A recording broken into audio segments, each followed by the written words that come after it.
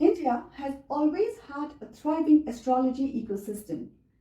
For generations, there have been parrots on roadside tables speaking cards about your future. Today, the parrots have simply migrated to smartphone apps. Whether it's a heartbreak, marriage troubles, career confusion, or financial anxiety, someone somewhere is always ready to consult the stars. And now it seems geopolitics has joined the list as well.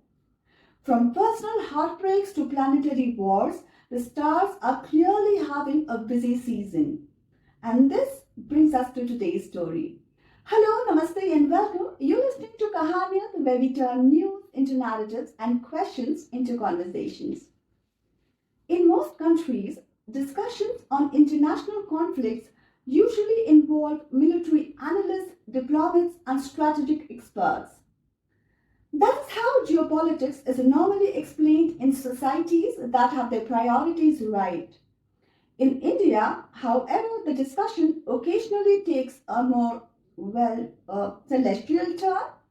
Television debates on global conflicts sometimes feature astrologers explaining the fate of nations through planetary alignments.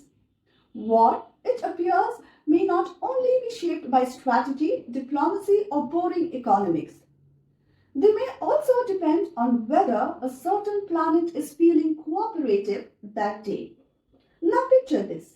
A missile launch is delayed not by diplomacy or a technology snag, but by someone checking whether the current Muhurat is favorable.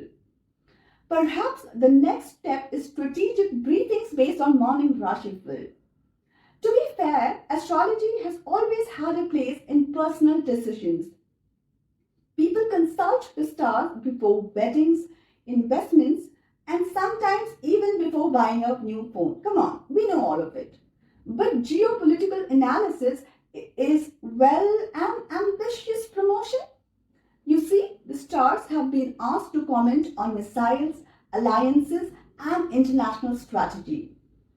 One almost wonders whether they will start billing for overtime, especially at a time when the rupee itself seems to be working extra shifts just to stay afloat.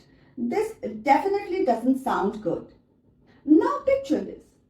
Even for entry-level jobs, most organizations have strict requirements, degrees, experience, skill tests, and sometimes all of that for salaries that can barely pay the rent.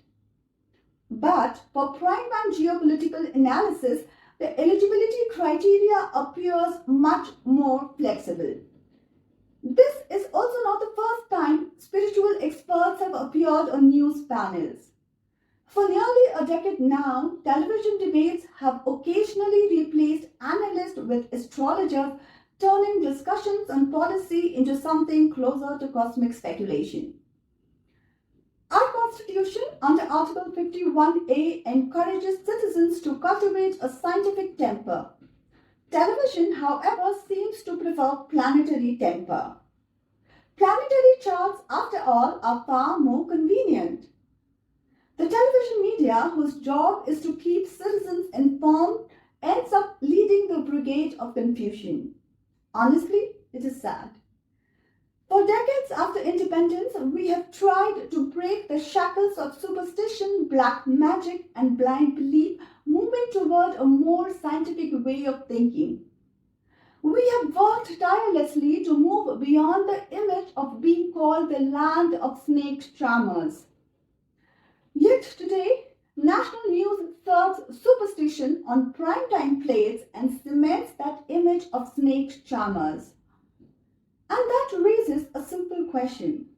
Is journalism really serving the nation or merely polishing the image of someone in power? Do we check real-time facts and information for our day-to-day chores, or do we dial up the stars? And if the planets are running our foreign policy, what's next? Muhurat for Election Commission announcing the model code of conduct and the election calendar? Or perhaps the CBI and ED waiting for an auspicious alignment before the next big move? The possibilities are endless as the zodiac wheel. What do you think? Let us know about your comments. This was Kahaaniyat, where sometimes the news explains the world and sometimes the stars apparently do.